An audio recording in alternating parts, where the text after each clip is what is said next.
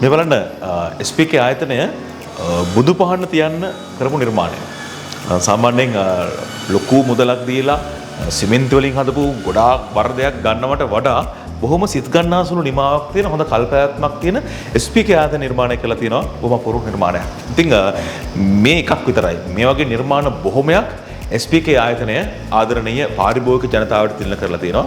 අපි ඔබට ආරාධනා කරනවා ෂෝරූම් එකකට ගිහිල්ලා බලන්න. ඒ වගේම තමයි ෂෝරූම් එකකට ගිහිල්ලා ඔබේ අදහස් කියන්න. ඒ අදහස් වලට ගැලපෙන විදිහේ නිර්මාණයක් කරගන්නත් ඔබට පුළුවන්කම තියෙනවා.